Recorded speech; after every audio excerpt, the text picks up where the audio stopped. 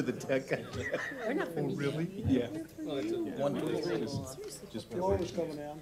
He's bringing them together. we have a lot of. All right. Harry. Harry, you Are shouldn't those have. for me? Yeah, they're for Dolores. Girls gotta stick together, man. Oh, pardon me, I I said my speech the last time I was here. Yeah. Oh, yeah, well, we'll put him down. Walk out with him. Well, good evening, ladies and gentlemen, and welcome to the Fridley City Council meeting. If you would, please rise for the Pledge of Allegiance. I pledge allegiance to the flag of the United States of America, to the republic for which it stands, one nation, under God, indivisible, with liberty and justice for all.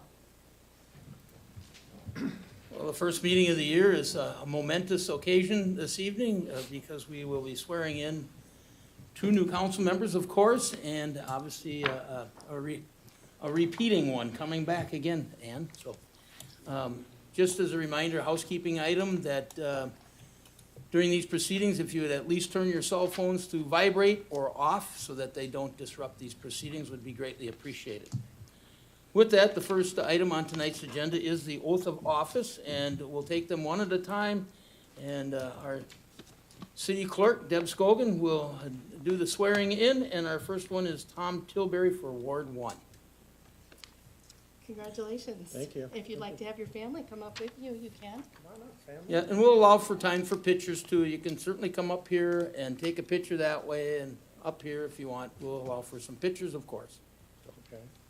Okay, so hopefully the mics will pick us up, but if you want to raise your right hand. Speak in the mic. I, Tom Tilbury, I, Tom Tilbury, do solemnly swear do solemnly swear to support the Constitution of the United States, to support the Constitution of the United States, the Constitution of the State of Minnesota, the Constitution of the State of Minnesota, the Fridley City Charter and City Code, the Fridley City Charter and Code, and to discharge faithfully and to discharge faithfully the duties entrusted upon me the duties entrusted upon me as Council Member Ward 1 as Council Member Ward 1 of the City of Fridley of the City of Fridley to the best of my judgment and ability. to the best of my judgment and ability. Congratulations Thank and you. welcome. Thank you. Someone to take a picture? Yep. Thank you.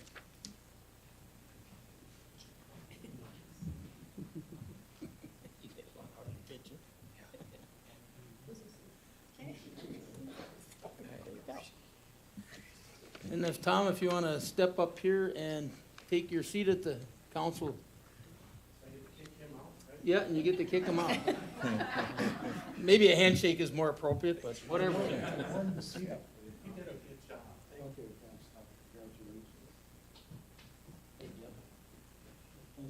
Thanks for 12 years of service.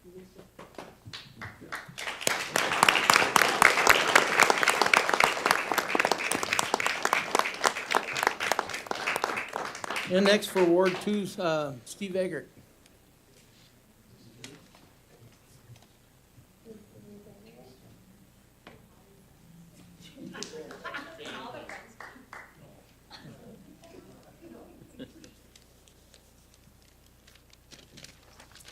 Welcome. This is longer than getting married. Oh, maybe, I don't know. If you want to raise your right hand, I, Steve Eggert, I, Steve Eggert, do solemnly swear do solemnly swear to support the Constitution of the United States, to support the Constitution of the United States, the Constitution of the State of Minnesota, the Constitution of the State of Minnesota, the Fridley City Charter and City Code, Fridley City Charter and City Code, and to discharge faithfully and to discharge faithfully the duties entrusted upon me the duties entrusted upon me as Council Member Ward 2 as Council Member Ward 2 of the City of Fridley of the City of Fridley, to the best of my judgment and ability. to the best of my judgment and ability. Congratulations. All right.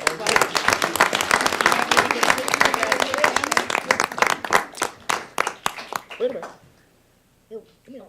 Did you get a picture? Okay.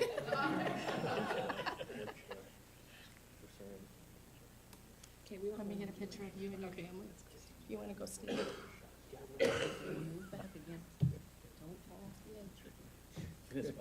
And everybody's all smiles right now, and let's see how long that lasts.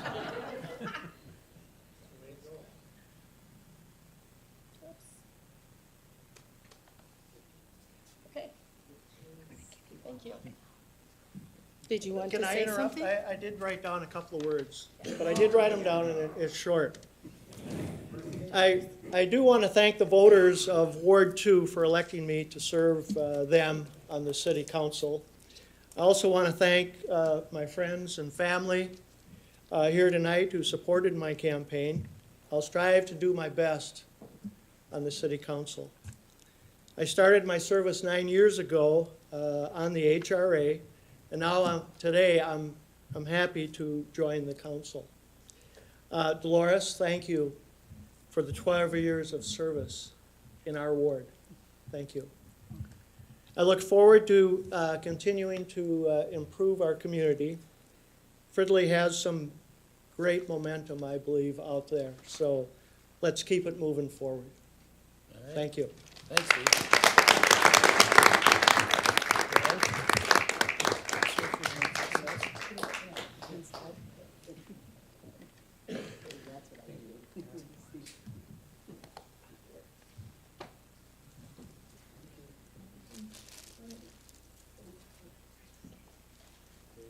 I don't know how to stand first.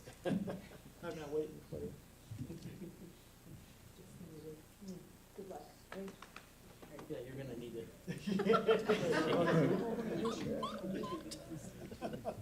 Take care, all right? Thanks, Scott. Stephen, welcome.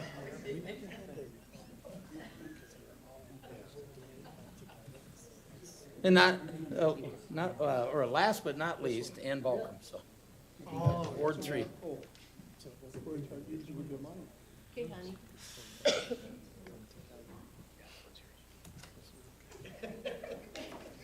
My shy husband here.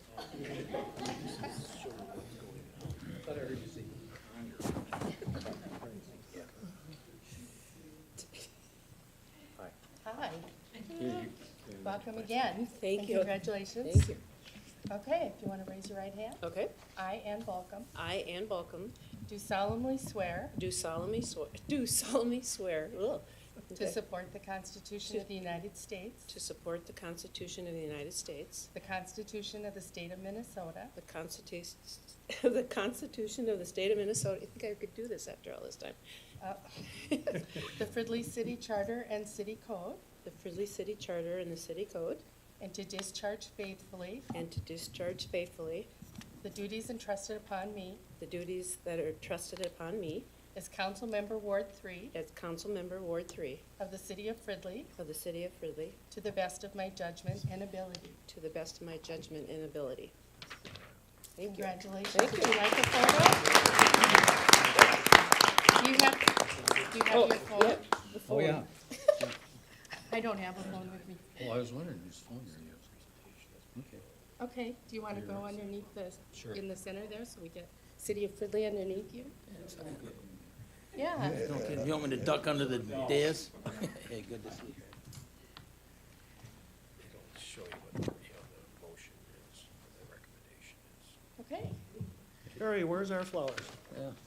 Yeah. She take them? Yeah. They're over in the corner got there. it. Here you go. It was supposed to be like one each, but. So Jim and Dolores, now that you've been relieved of your official duties and the ball and chain has been cut loose, and you've brought it to the next generation, right? But thank you for your service, and wish you well on your future endeavors. Thank you. Thanks. Thank you.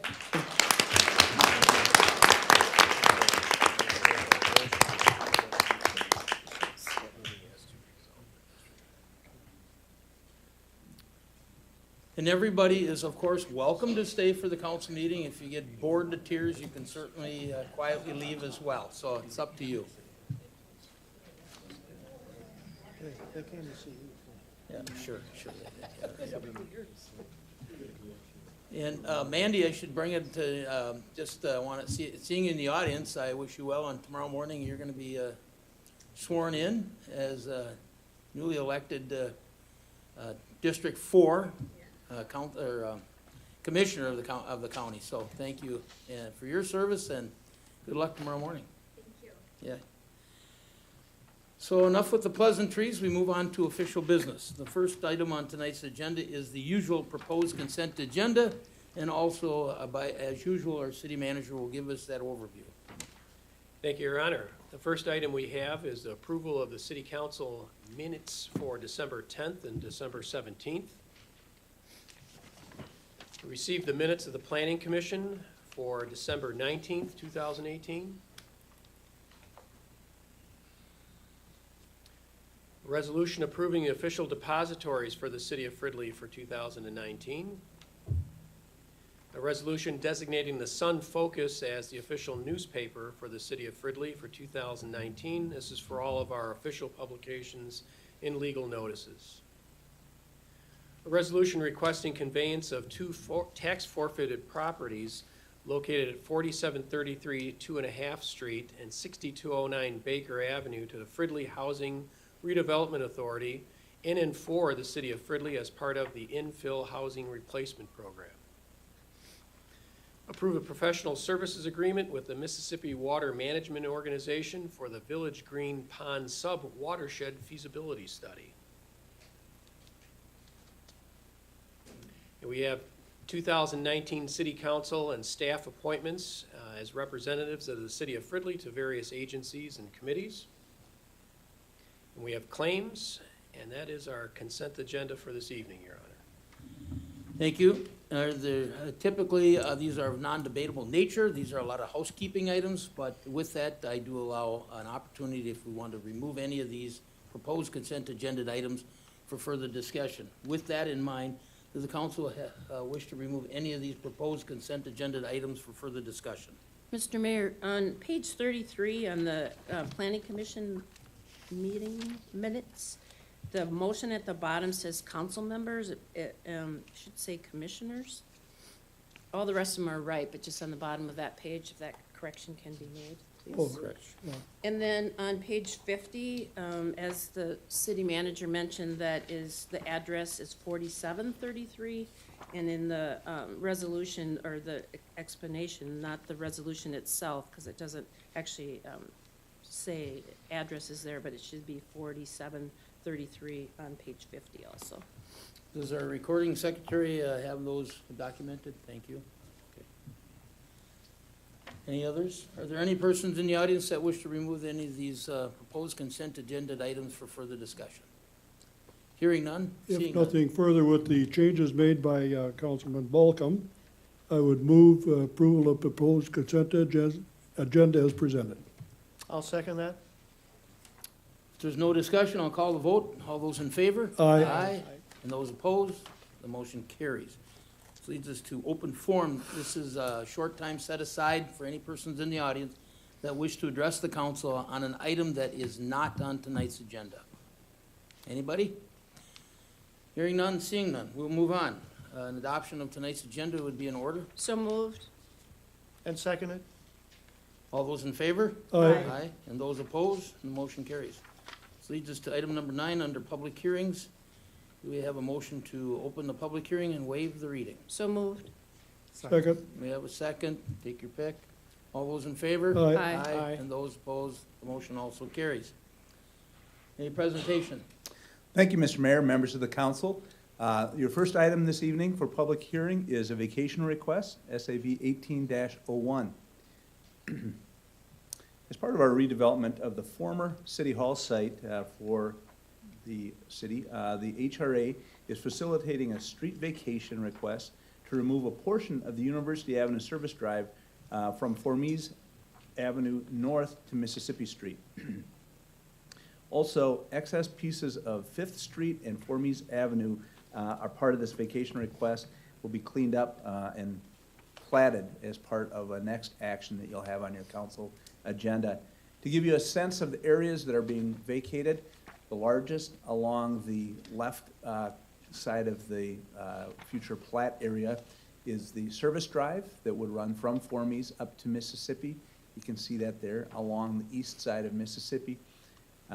East side of University Avenue, and also along Formies. If Formies had continued straight to the east, there would be that little chunk of right-of-way that didn't take the curve. We're gonna clean that up as part of this vacation as well. And then off from Fifth, the entrance drive had a little triangular piece of right-of-way that we're also going to clean up as part of this plat, or vacation initially here, and will become part of the platted property in one of your next actions on the agenda. Over the last year, staff has been working with Steve Dunbar of Fridley Investments LLC, and there's a potential redevelopment, as you know, for the former City Hall site that Mr. Dunbar has been involved with. Mr. Dunbar has been working closely with Fairview in developing a project. As you know, Fairview's residential arm is Ebenezer, and they're interested in doing a senior housing project on this property. This idea then would create a health campus where Ebenezer would operate the senior housing and take advantage of the resources of the Fairview complex next door. Reasons for vacating: emergency access onto University Avenue is no longer needed, as you know. The building at the corner of University Avenue and Mississippi Street does not require that frontage road for access of any sort. And that access, to put it quite simply, is clumsy and dangerous. The vacation is supported by all city departments. Staff did notify MnDOT, Anoka County, and all private utility companies, the owners of the former Cummins property, and all other owners within 350 feet. MnDOT and Anoka County are both very much in favor of this request. The owner of the former Cummins property didn't have any objections and understands that once the vacation happens, the added property will go back and be added to their parcel of land. And the vacated portion in the front of the former City Hall will be part of Mr. Dunbar's property once the sale has commenced. The only private utility company that the city has heard back from was CenterPoint Energy, and they have a gas main within that proposed vacated easement area, or vacated area. Through this and an attached resolution on your agenda tonight, we do have an easement that would be over the entire area that's being vacated. This would be for drainage and utility purposes and would satisfy CenterPoint's needs. As part of the construction analysis, to remove the service drive, a new sidewalk or multi-use trail will be constructed to connect the existing sidewalk south of Formies Avenue to Mississippi Street. Installation of landscaping and potential removal of chain link fence will also be part of this project. And certainly all of the details for this project have yet to be finalized, but we're very excited with this first step of the vacation of that frontage road. With this, staff recommends the council hold a public hearing this evening for SAV 18-01. And city staff further recommends approval of the resolutions found in your packet on pages 122 through 125. With that, that concludes my presentation. I'd be glad to answer any questions you have this evening. Mr. Dunbar and his development group is here as well. Thank you. Thank you, Mr. Hickok, for your presentation. This is a public hearing, and with that, the public is allowed to ask questions and comments. But first, I typically ask the council for if they have questions, and then we'll get to them. I do. I have, Scott, is the state of Minnesota, what are they gonna do with those exit roads onto University that were so heavily used? Are they going to reconstruct those or what? The exit roads onto University Avenue, Mr. Mayor, Councilmember Barnett, for example, our emergency access out onto University will be closed. We will excavate that. Okay. We will reseed that, and we'll establish the curb so that there will be no confusion. There will be no access there anymore. And we think that this will be a nice addition to the green or landscaped area of the corner of that, that corridor. Thank you. Yes, sir. Yeah, Mr. Mayor, I just wanted to ask a question also. So when you're saying vacating, you're actually saying closing that road down and turning it into green space right there in the front of what that was the frontage road or whatever.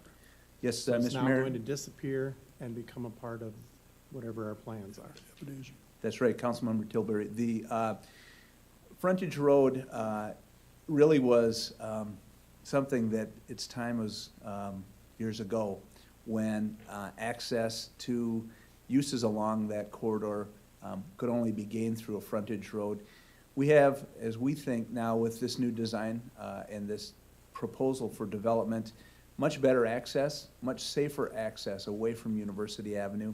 And really, this opens up an opportunity to put more green space in, to allow less runoff, because we'll have less hard surface out there, and a much better looking appearance along that University Avenue corridor, we believe. It will go away, Thanks. that roadway.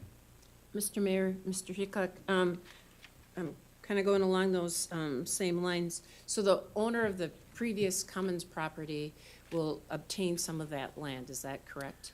It's correct, Council Member, Mr. Mayor, Council Member Balcom. The law, as it reads on that, is that when the vacation happens, a vacation like this, the land goes back from where it came.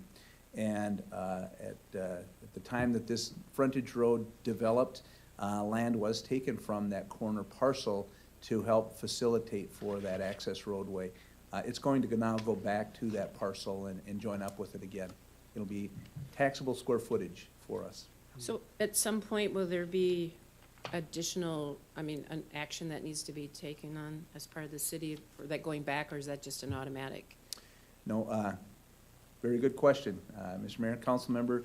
Once it's vacated, the property is joined with the adjacent tax parcel, and we do that. We, city staff, make sure we facilitate that with the county recorder's office. Okay, then, just one more question. In the, in our packet, you mentioned that there would be landscaping and potential removal of the chain link fence, and and the details aren't worked out. So who do the new developers share cost in any of that, or is that all on the city coffers, as they say? Yes, Mr. Mayor, Councilmember Balcom. In this particular case, the Housing and Redevelopment Authority is funding the roadway removal and the replacement with landscape in that area. The developer, as we mentioned, will get back some of the land here. They can use some of that for stormwater management and for landscaping for their project. But this really is, when we talk about benefit to the city, this is a real benefit to the city to remove that. And the HRA has graciously suggested and authorized payment of the removal of that and the reestablishment of something better in landscape. So will there be any walkway along there, or? Yes, there will. Mr. Mayor and Councilmember Balcom, we're going to, that seems to be a fairly busy pedestrian way, and we will establish a connection that will be part of the land plan for this new development, but there will be a connection from Form East up to Mississippi that will serve people, great. pedestrians quite well, we think.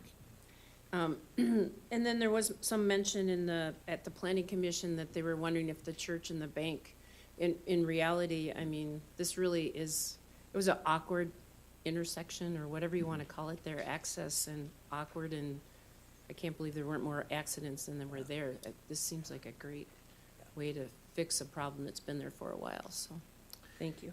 Yes, Mr. Mayor, just on that point, we have not heard anything from those entities suggesting anything but positive response to this. Thank you. Right, I'll just make a comment about that, is it would never have been built in today's standards, Right. and normally they want those switchbacks, and so they want them a half a block or a block off, so Exactly I right. think it's reverting finally to what it should have been quite some time ago, and this is the time to do it, so. Mr. Mayor? Yep. Mr. Hickok, isn't this very similar to what was done at the Cielo Apartments? Yes, Mr. Mayor, Member Eggert, that is exactly right. You know, when we can, we will take it back to that standard that, as was mentioned, should have been, where we can put green space between the building and the roadway. Those frontage roads were really a product of having State Highway 47, University Avenue, at one time having direct access, and then the state upping the speed, increasing the intensity along the roadway for the population that was growing, And by doing that, they needed to take away access, they felt, direct access, which would be an impediment to moving traffic. So by taking out the direct access, they put in these frontage roads, and that's where they occurred. Some of those were done in a way that was less than perfect by today's design standard, as was mentioned also. And when we can, we really like to correct those. Cielo was a great chance to correct it. This is an identical situation, as you mentioned. We're gonna be very, very happy to have that frontage road out at that corner. Okay, council have weighed in. Now, this is a public hearing. Are there any persons in the audience that wish to address the council on this item that we're speaking about now? Sure, just come on up to the podium and state your name for the record. Good evening, I'm Terry Pierce. I have a question with what you're proposing for that area. Is there consideration for the pedestrians and the issues that we've had there with accidents, for a safer way for those pedestrians to get across from that access there, as well as on the other side from the Walgreens side across? I know we've had several accidents there, and there has been a concern, and I know there was a police presence there at one time trying to get people to walk in the walkways as well as follow the light direction and that. So is that been a consideration to improve that as long as you're doing that? Well, there is already the striped, Right. pedestrian in the intersection, and then the don't walk and walk signals. Right. But once the road is taken out, there will be either a trail, asphalt trail, or more likely probably a concrete sidewalk. So there'll be a continuity in there, but, quite frankly, you can't fix stupid if people walk I against the agree. red light or, Well, Mr. Mayor, though, truly, Terry, the other thing is that we are part of a big study related to the accidents and pedestrian safety and clean old, we just heard a presentation recently, and our that and our staff are. So it's being explored of the different accidents, what they have, the fatalities, and some different options. But of course, like everything else, it takes money. And right now, we don't know where that money's coming from Right, as right. far as MnDOT. But there is a lot of discussion about basically 47, 65 Yeah. were in East River Road. They were all built, and they were built not to go 50, 55, 60 miles an hour. And they're not built to the standards that one would have for freeways. I always call them freeways, because that's what people want to do, is go through our community and go home and not stop and spend money or anything else in our community, give us pollution. And so it's being worked on. It's a long process, and it'll be basically graded according to what they can do. Things like calming, doing some more, all kinds of different things they have. But again, it's a fair amount of money, but we're just beginning that whole big project, Okay, so. great, thanks. Thanks for your time. Thank you for your comment. Anybody else?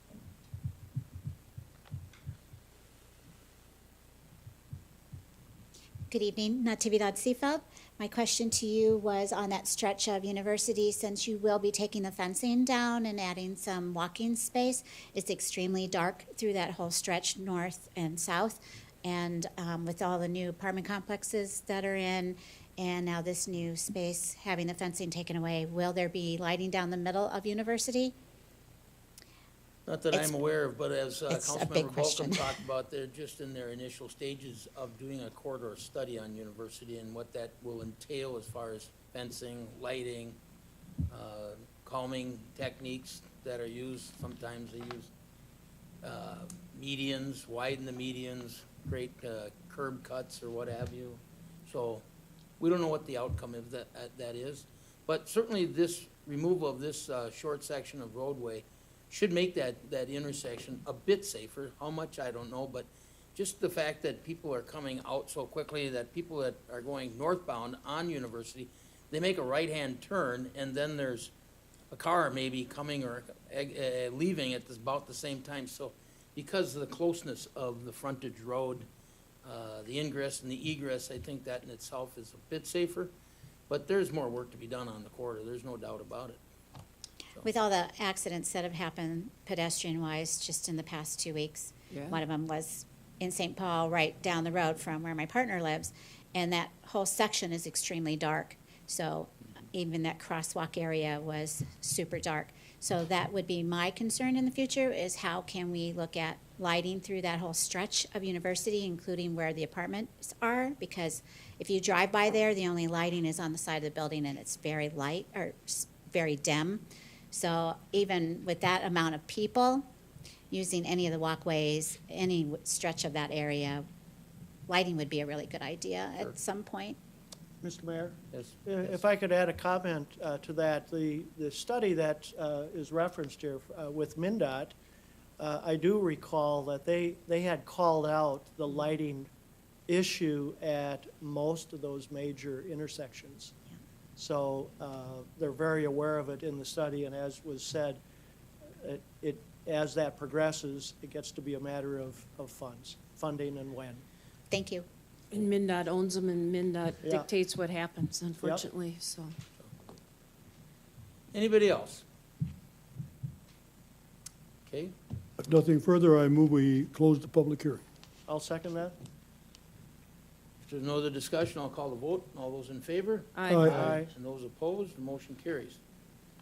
There is a resolution on page 122, if council would entertain that. I'd like to make a motion that we accept the resolution vacating a portion of Fifth Street Northeast and Formies Avenue Northeast, and vacating and reserving a portion of the University Avenue East Service Drive from Formies Avenue North to Mississippi Street, petitioned by the City of Fridley's Housing and Redevelopment Authority, and it can be found on pages 120 to 125.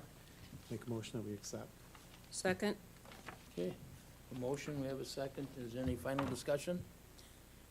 Hearing none, all those in favor? Aye. Aye. Those opposed, motion carries. Which leads us under new business, item number 10. This must be for you, Mr. Hickok, as well. Yes, thank you, Mr. Mayor, members of the council. And if it would please the council, I would make a presentation of both the master plan and the plat in one presentation. It would involve two separate motions, but I think it's most efficient and probably easiest to explain if we do it all in one presentation. Thank you, that's perfect. Okay? Thank you.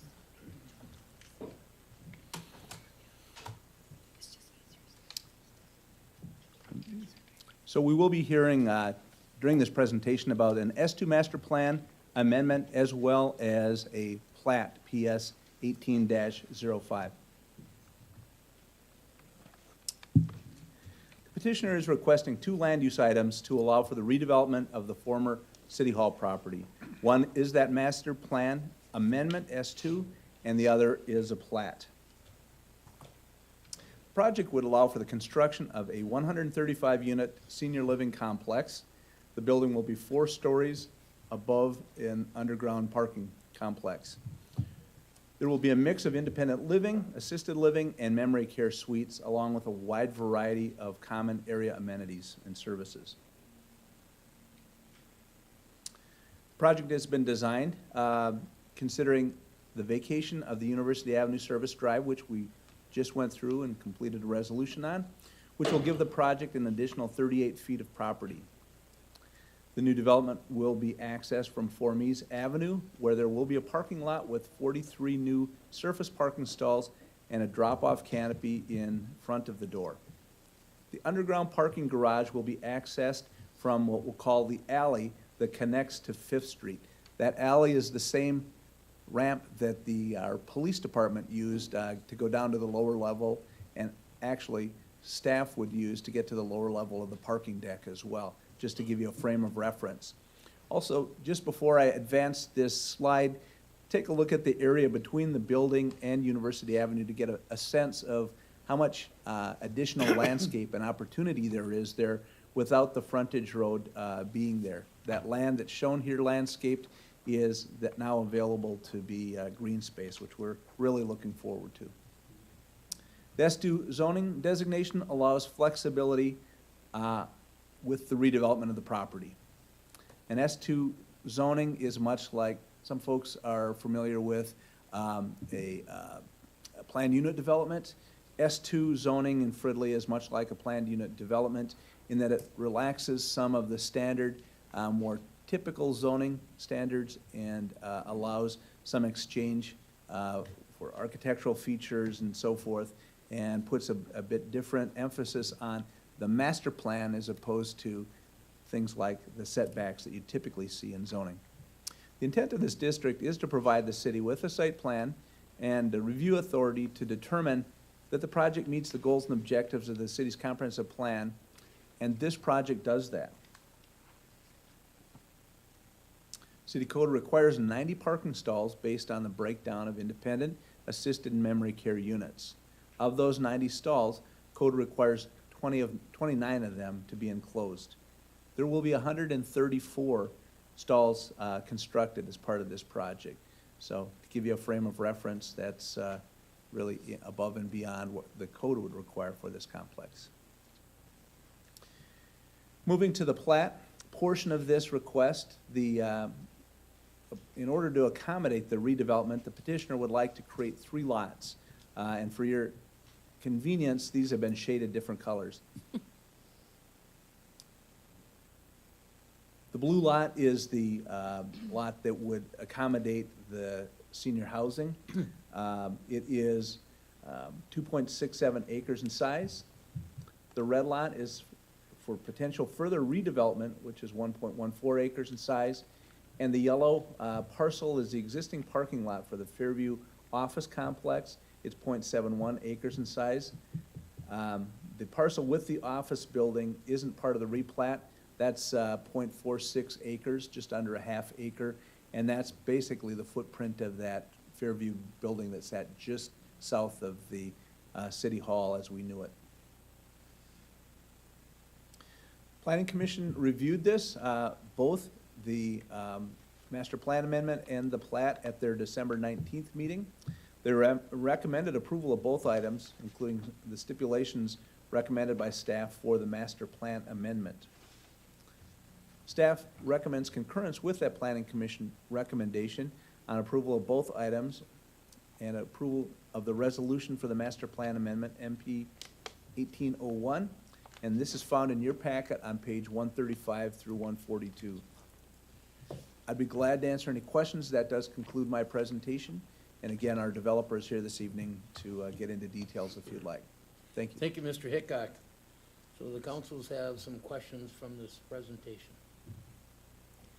Mr. Mayor, Mr. Hickok, as we've had issues with other recent rental department, so if everyone that was a senior that was in every one of those apartments, there would still be plenty of room with the parking. Is that correct with the number, what we would normally see of people that, seniors that are still driving that could be here, there'd still be plenty of room? And then also, so that's my first question.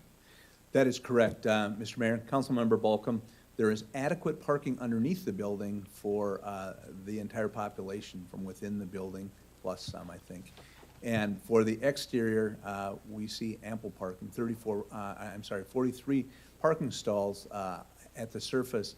And based on a comparison of the other senior similar projects in our community, this is in excess of what we've seen at those other complexes. We have not had a parking problem at any of our senior complexes in Fridley here. So it should give you a real good sense. This exceeds the parking that we have at our other senior complexes, and we've had no problem with parking at our other senior complexes.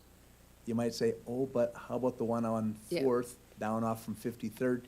That was a employee choice. They liked to park closer to the door, and they were parking on the street. That wasn't for lack of parking stalls. That was that they liked to park closer to the door. When that building was built, they put a card swipe for employees on the street side where they shouldn't be parking, and it made it very convenient to park on the street. They've corrected that problem. I just kind of wanted to bring it up because of our new council members and why that discussion was, came forward, and we believe that there's plenty of parking in this Very good. Thanks for facility. asking. That's correct. Anything else? Nope. Dan? Okay, I do have a question. I'll direct you to that screen that was on page 126. It's got the 3 colors of the flats that we're talking about. Okay. The lots. Sure. So I take it that the Fridley Investments LLC will then own the pink shaded area, which is now basically the parking ramp. Yes, sir. What's the thought process of, they don't need it, it's for future development, for obviously the Fridley Investments LLC rather than, was there a talk about, from the HRA about retention of that for the city to redevelop or the HRA to redevelop rather than selling it to this investment?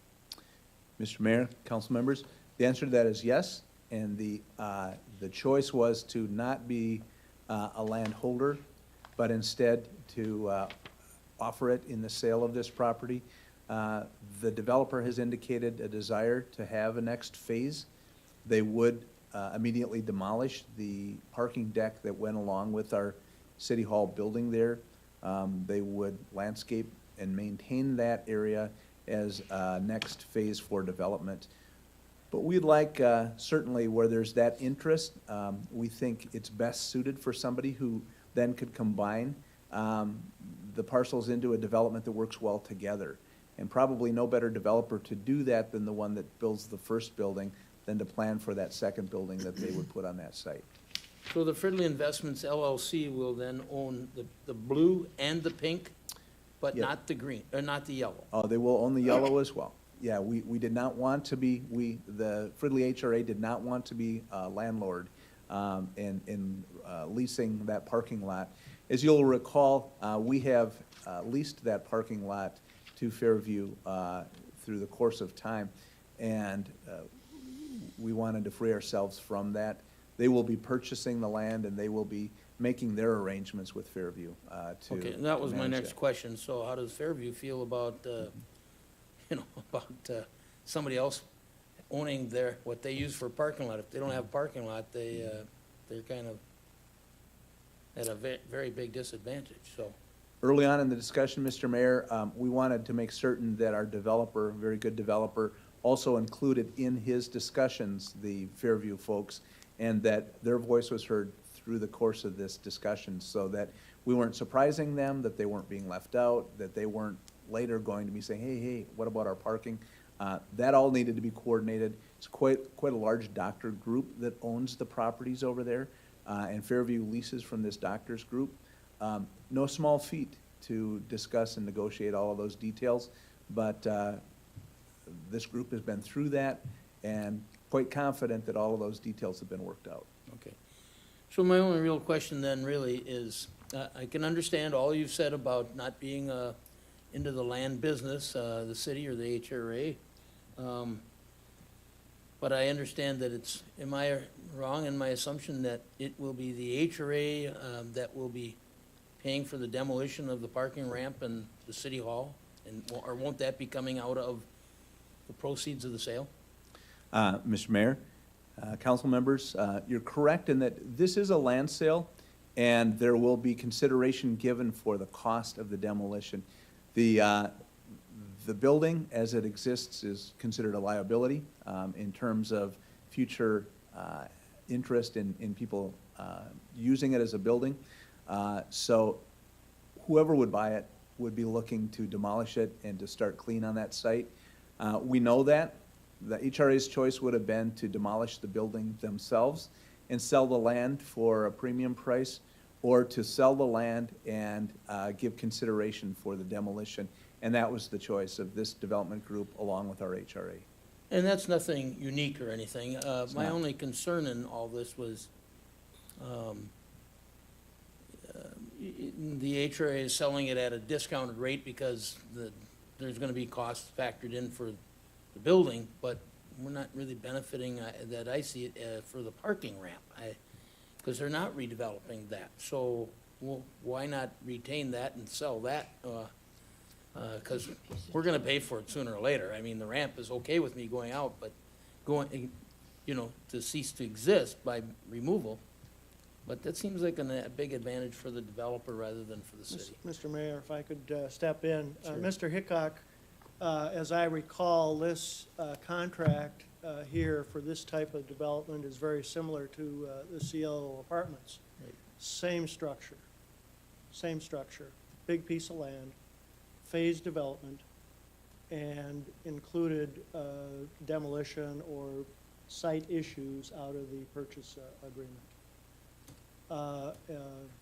So a very similar structure. Isn't it just one more thing, though? I mean, it's not a parking ramp that people could use. It was, as a city council, there were a lot of improvements that needed to be made there if we were gonna stay there. So if we were gonna continue to own it, also, we would have some huge liability of keeping it and maintaining it. Somebody parks in that parking ramp, or how do you watch over it and not have vandalism? And it's another police presence to me. That's also an issue we have to think here. But I mean, there was some crumbling, and we kind of pumped up some of those areas, so I think it was a sub-safe, or whatever the right word is, structure anyway, so. I would Mr. Mayor? add, you also get into the issue of, you're looking at lines on a piece of paper, you're not looking at the structures of the building. And I, as a developer, would I like to have a facility there with either a parking deck, or if it's not the parking deck, the HRA would have the cost of dealing with the parking deck on that piece of land. So this particular structure, to me, is of detriment, contract, yeah. is very clean and gives you a clean presence there, and is in the same form as Cielo Apartments, which went faster than maybe we thought at the time, as it phased in the apartments. In this case, as I've talked with the development group, in this type of business, this is what they like to do. I mean, 135 units right out is quite a bit, and to make that next step, you need to walk into the market and be assured that you've got your base covered. Mr. Hickok, do you have any comments to add to that? I think it was really well articulated here. One thing I would say is that the point is correct, that probably one of the most difficult things, and one of the things that you wouldn't want to build your brand-new building next to, is a post-tension parking deck that is still remaining on a site for us to deal with later. And by having all of the demolition done at once and that site readied for redevelopment for their next phase, it serves them best, it serves us best to have that post-tension deck removed at this time. Okay, if there's no other comments from the council, you know, the developer is here, and don't want him to feel that he didn't get his 2 cents worth in, so I'd invite you to the podium and introduce yourself and tell us your grandiose plan. Wonderful. Thank you, Mr. Mayor, members of the council. My name is Steve Dunbar, representing Fridley Investments LLC. I'm here this evening with representatives from Caswellson Architecture, Ebenezer, and Amcon Construction, our overall development team. I want to thank Mr. Hickok for doing a great presentation. We've been working on this opportunity for a little over a year now with the city and with the HRA, and it's been a wonderful experience, and we're very excited to hopefully bring forward this opportunity and this asset to the community. And so I think Mr. Hickok did a great job, but if there's any questions that the council has, our whole team here is here this evening to answer any of those questions. So, Mr. Dunbar, so again, my only concern was, and Yeah. I'm fine with demolition all at once, I think it makes economically more sense and all that. So is your plan that this is phase one, and then the green space, which is now the ramp, will become a green space, and depending on how the project proceeds, that there might be a phase two? Yeah, Mr. Mayor, great question. I think Councilmember Eggert kind of addressed it very well as well. Our goal here is to do a phase two. You know, stepping into the market with 135 units is a sizable project, and we don't want to saturate it out of the gate with a larger scale project. 2 buildings, we want to step in gradually and have that absorption appropriately, and then allow for us to plan an even more successful phase two. So we want to be able to react to the phase one and, you know, address, you know, mix, demand reaction, all those things to make sure our phase two is appropriate moving forward. And so having a clear site there next door, we have access from the site plan. If you saw that current existing access road that went down to the police facility and the old municipal center, that is our access into our underground garage. That is our access for move in, move out. That's our access for food delivery on a daily basis. So, I mean, that overall campus, along with the clinics for Fairview directly to the south as well, we're viewing this as a larger campus approach. And so having that phase two opportunity is necessary. And as Mr. Hickok mentioned as well, you know, critical for having a nice clean area for that phase one lease up, I'm sorry. But it allows for us to plan moving forward here to bring forward that phase 2, which is our goal. Did I hear somewhere along the line that this is like full cycle senior housing, whether it's independent, assisted, and memory care? Mr. Mayor, that's correct. This is independent, assisted, and memory care facilities. Mr. Mayor, it might be a little redundant, but Mr. Dunbar is reminding me of, I believe, and correct me if I'm wrong though, but that access that you have to that lower level with all of that parking is part of the tract that we're talking about as far as the parking ramp being demolished. Correct. That is So correct. it is Councilman. part of the, you are using part of that tract. Correct. Okay, I don't have any more questions. I don't know if the council does. Sounds like you're good to go. Thank you so much. Not officially yet. Not officially. No, no promises.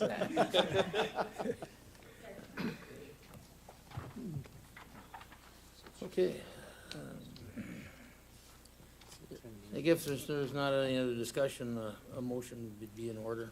I would, Mr. Mayor, like to make the motion and do them in separate motions. Sure. Is that correct? Yes. Preliminary plat request by Fridley Investments to replat the property generally located at 6431, thank you, University Avenue Northeast, to create new lots for the redevelopment in Ward 1. On pages 126 and 27. Second? We have a motion, we have a second. Is there any final discussion? Hearing none? All those in favor? Aye. And those opposed, the motion carries. Then, Mr. Mayor, I'd like to take number 11 and make a motion for that as a separate resolution approving a S-2 redevelopment district master plan amendment for Fridley Investments on behalf of the property owner, the City of Fridley Housing and Redevelopment Authority, to allow the redevelopment of the former City Hall property generally located at 6431 University Avenue Northeast. And we can find that on pages 128 through 142 of our document. Second. We got a motion and a second. Any discussion? All those in favor? Aye. And those opposed? Now it's official. I Good like luck. what's happening to my neighborhood. Pardon me? I said I like what's happening to my neighborhood. All right. Well, that's a positive. gotta Thank get you. the- Thank you very much. Thank Say, you. Scott, do we have a timeline at all? I meant to ask that. Do we have a timeline? Sorry, I should have, I'm so close to getting out of here. Councilmember, with the contract with the HRA that was approved last week, the closing date is May 1st, and that is our current goal to begin clearing this site. And so we're working towards that date right now. So.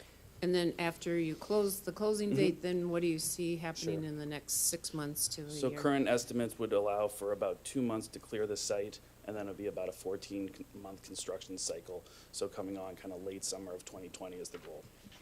Great, thank you. Okay, Thank great. you. Thank Good you all. luck. I hope it continues down. this Promise, if you run, path you of can get moving out the forward. door before we ask any more questions. Thank you so much. Appreciate everything. bet. Thank you. Take care. See ya. Okay, moving on to new business, item number 12. I don't know who this guy, is this yours also, Scott? Thank you. Thank you, Mr. Mayor, members of the council. This is an item that I suppose some could say could have just been on your check register for this evening for you to approve. But like we often like to do, most often, in fact, how we like to do business is to point out for you and be completely clear and in the open about how things like this transpire. And if somebody is looking at the check register, you might look at it and say, okay, $217,439, that's a lot of money. How do we get there? What did it buy? So I'd just like to take a moment at least to describe for you what this is and how it came to be, and I guess ultimately ask for your blessing as we would then go ahead and make this payment for Meggitt Training Systems Incorporated, who has installed the equipment for our shooting range, our gun range here on campus at the new Civic campus. You might recall that in the packet we talk about 7 options that we had. We called them alternates early on in the project, everything from bird-safe glass to iron-enhanced sand filters for water quality. We had a fireplace. We had a number of other things that, if the budget would allow, we would add to the project for this campus. One of the things was the gun range or the firing range, the training facility for our police department, which was a very important part of this campus. You might recall that property that we're just talking about in the sale in that last discussion had a gun range, and to move to this location, we really wanted to have that at this facility as well. We did have the equipment inside as an alternate originally, but as the project proceeded and the budget looked like it could accommodate it, we put in HVAC system to heat what was the shell of the gun range, and we soon learned as we were putting in the HVAC system that we really needed also to know the design of the gun range itself, the gun range equipment, because there would really have to be cooperation between the designers on the HVAC system and the folks that were putting in the gun range equipment. So long and the short of it is, if we had to do it over again, we would have had an entire gun range in the project rather than saying, let's put the equipment in as an alternate. But because it was in as an alternate, it wasn't in the McGough bid package, so it wasn't in your GMP. And the GMP stands for Guaranteed Maximum Price. And the Guaranteed Maximum Price, McGough brought the project in under budget and on time. And the Guaranteed Maximum Price guaranteed that that would happen. I'm happy to say today, and your packet item will further stress that our budget, we ended on a very good note. In fact, we still have money in the bank from the project, and we certainly have money to pay for the Meggitt Industries gun range that was installed here.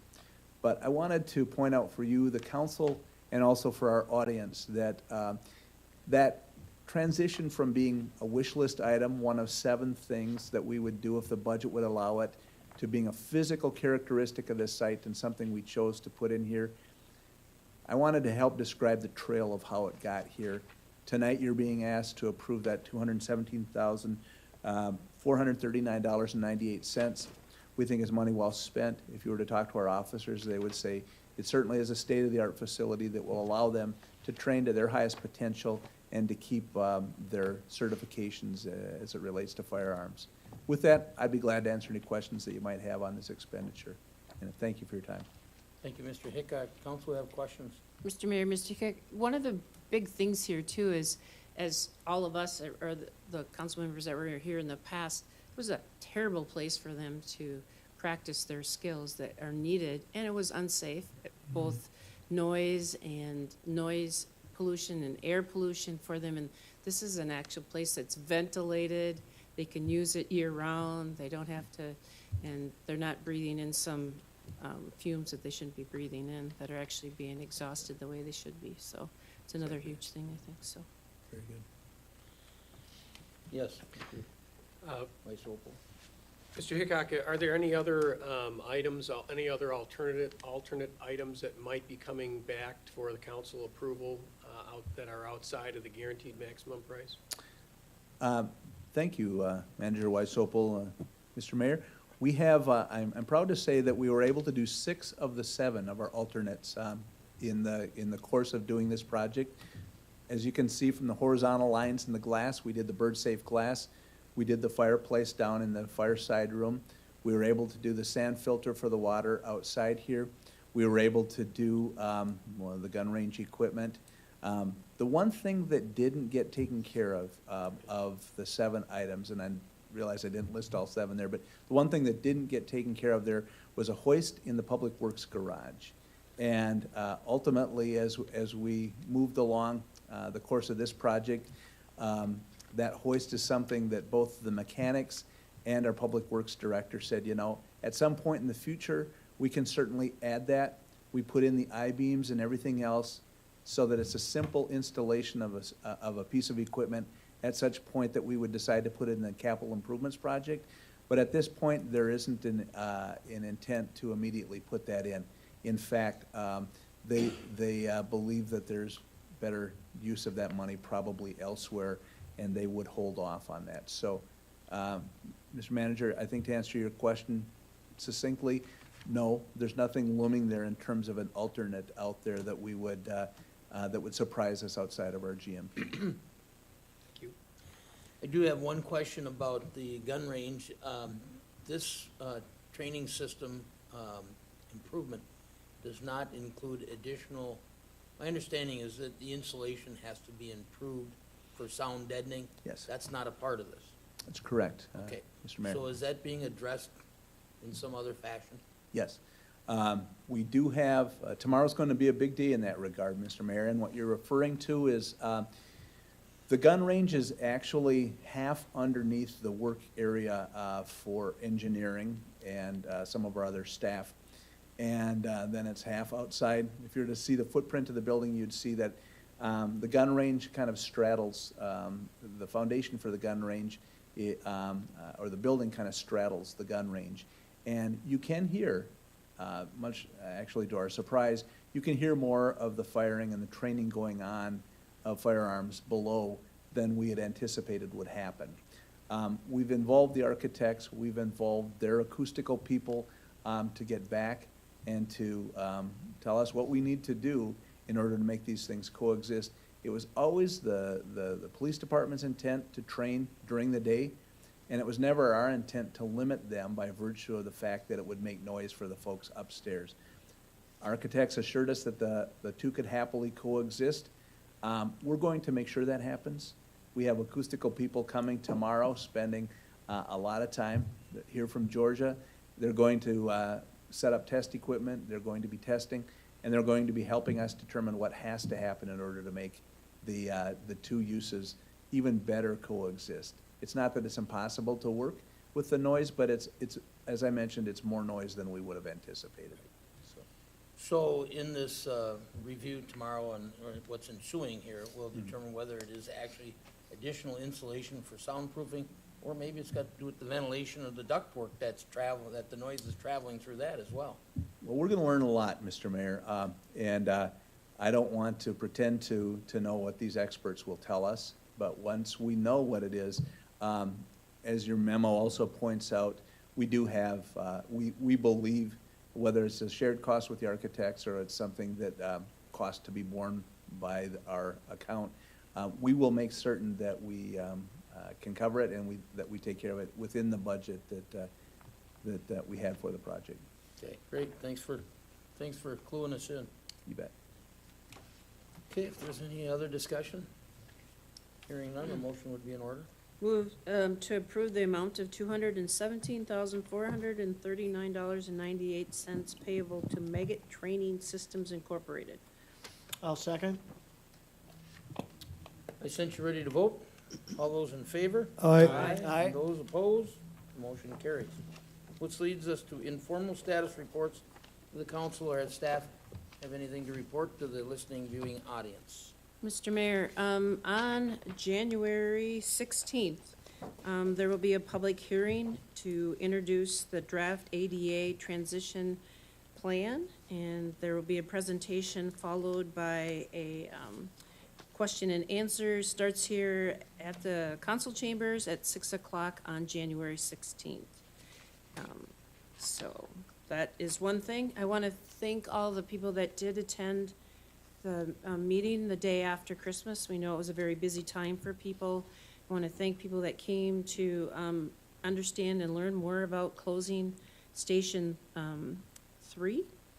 And there will be a follow-up letter with the presentation going out tomorrow to all the original, not the ones that attended or the ones that asked questions, but it's going out to all the residents on that original mailing list. And again, we do, would like, if you have any questions, our phone numbers and our emails will be on here, so they can either email or call us with questions or comments. We would love to hear those. Coming up, not till February 24th, but it's the 3rd annual Pasta Dinner fundraiser, the City of Fridley Youth Police Explorers Post, and it's going to be at the Fridley Community Center. Normally $10. At pre-sale, $15 at the door. So 5 p.m. to 7:30. yes, thank you. 5 p.m. to 7:30, and that's money to help develop successful young youth to work on values gained in the program and be, hopefully be potential community police. Mr. Aycock, do you got any announcement about recycling event? Isn't it coming up January 12th? Yes, thank you, Mr. Mayor. As always, we would like to encourage our citizens to take part in the recycling event.